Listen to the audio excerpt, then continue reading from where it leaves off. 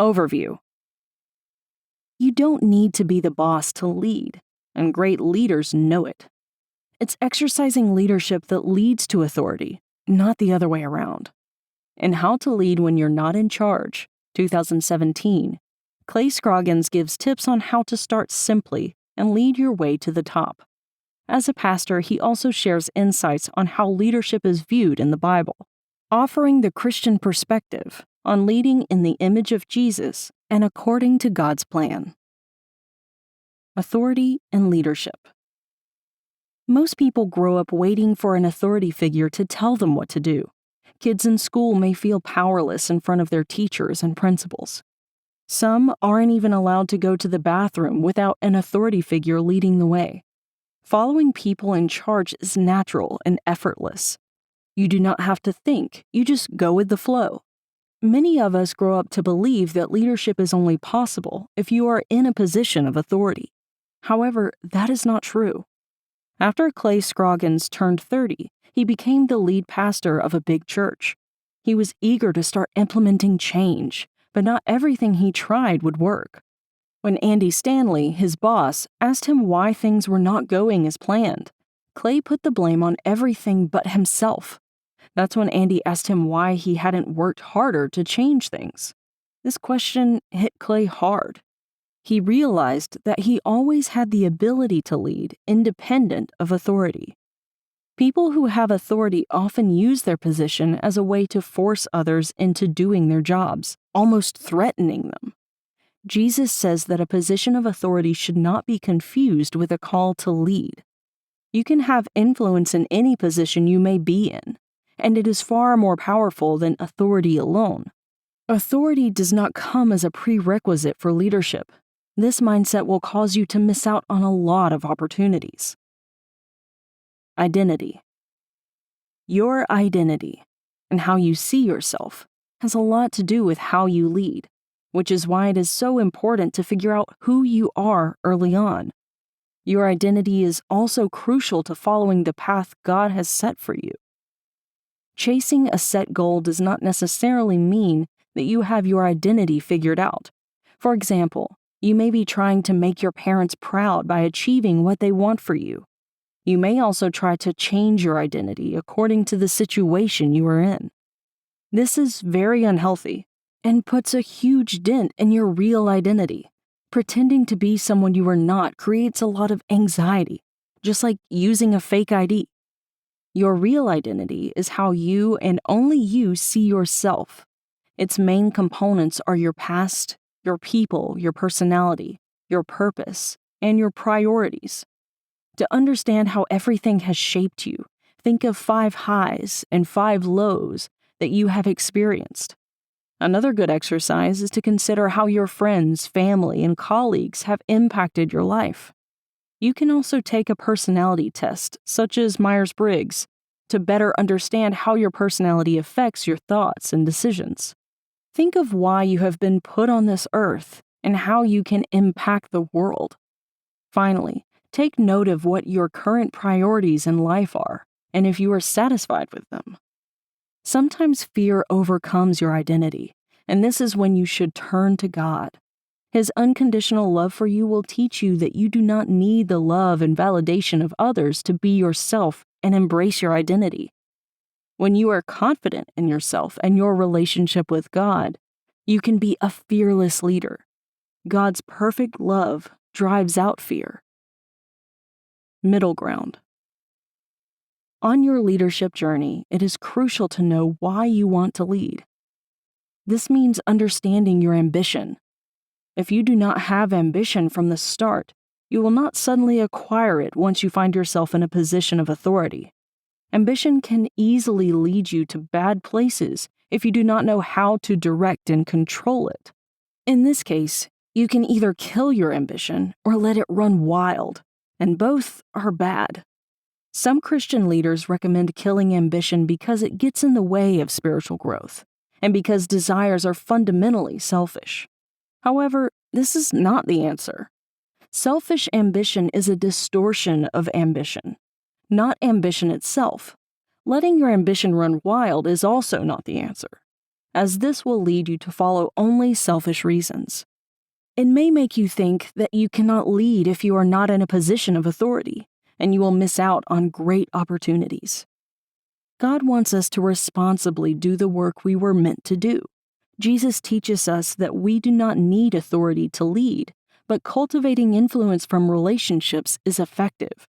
When you help people grow, you are properly exercising leadership and serving with humility. Leading yourself. When people fail at work, their first response is to blame their boss.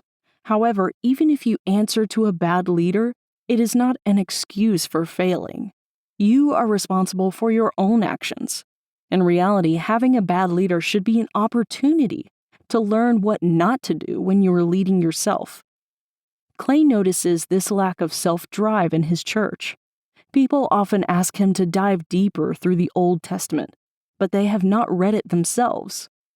The first step to self-leadership is to know how to handle yourself in a work environment, including situations a bad boss might put you in. The second step is to learn how to monitor both your heart and your behavior.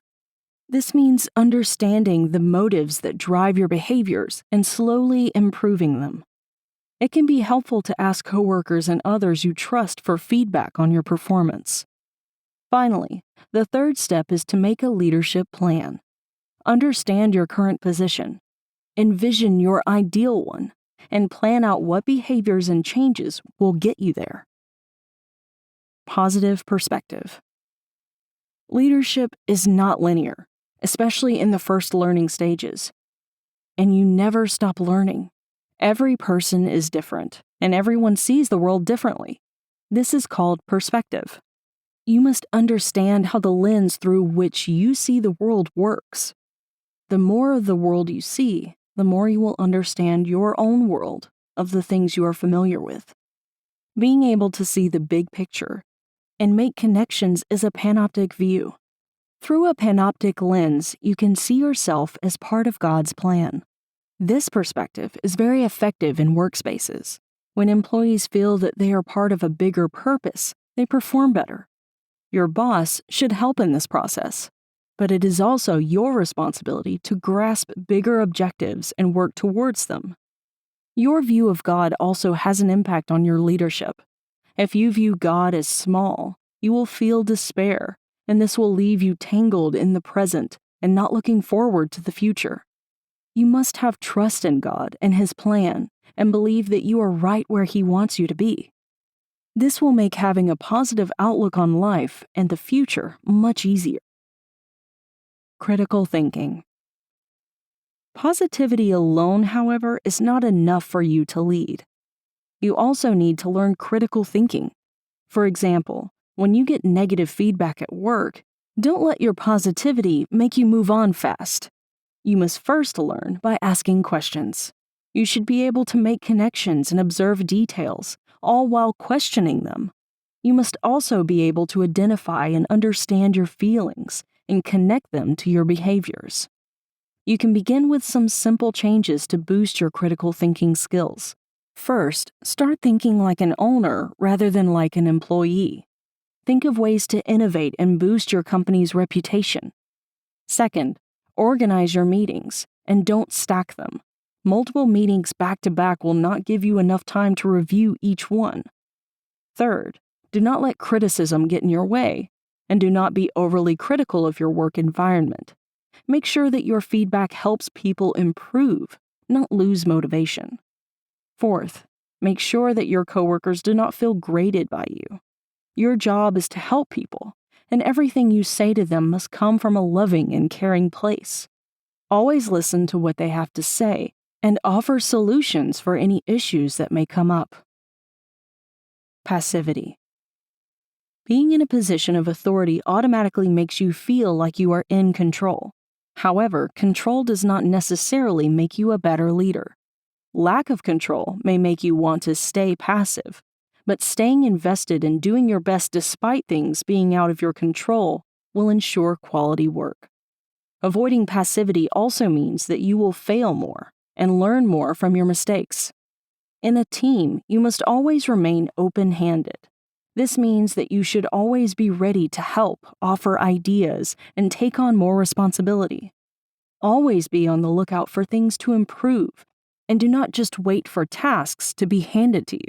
To get out of a passivity cycle, you must first choose something that no one wants to do and do it. The next thing you need to do is plan out your ideas and executions.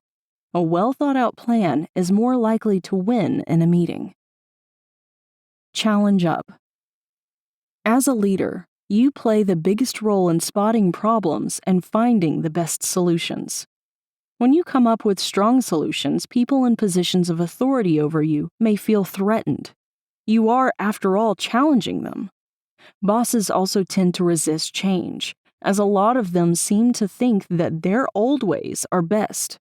However, to be a good leader, you must not take things personally, and you must never get defensive. Most people in authority do get defensive, and you must learn how to challenge them properly. You should be logical, patient, and quiet. Prove that your way works, and people will understand it. This is how the famous Chick-fil-A milkshake came to be. Higher-ups at the central office thought that milkshakes would slow down operations in store. However, a franchise owner in Athens, Georgia, Shane Todd, challenged up and proved that adding milkshakes to the menu was viable.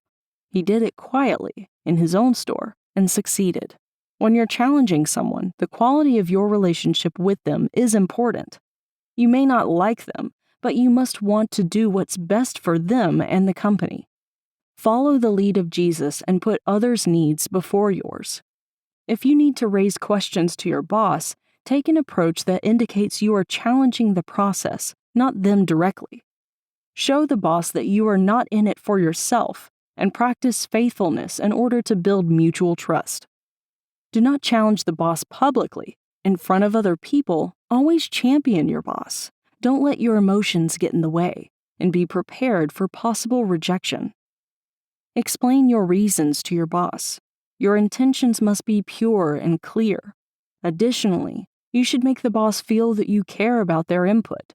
So be ready to ask questions and truly listen to the answers. Leading now. The only reason great leaders know what they're doing is because they started leading way before they were in charge. If you don't start leading from now, you will never be in charge. If you are now at the bottom, think about how you view the person at the very top. To be a good leader, you must be viewed favorably by the people who are under you. Think about what you need to do in order to achieve this. Just like Jesus and the Samaritan woman, you must view people as your equals and treat them with respect and love. People should enjoy working for you and with you. Value people's opinions, encourage them, and validate them. Make sure you do not underestimate the people that work with you, and do not take them for granted. Ultimately, leading is about influencing people and having a place in their hearts, not about being better than them. This is what Jesus did, and we should all strive to emulate him. Author style. Clay Scroggins is enthusiastic in his writing, and his tone is optimistic and motivating. He quotes the Bible at length and relates it to real-life situations. Most of what he explains is basic and somewhat repetitive. Clay includes some diagrams to illustrate his ideas, and there are references at the end. The foreword is by Andy Stanley, who is mentioned many times in the book as Clay's boss. Author's perspective. Clay Scroggins graduated from Georgia Tech as an industrial engineer.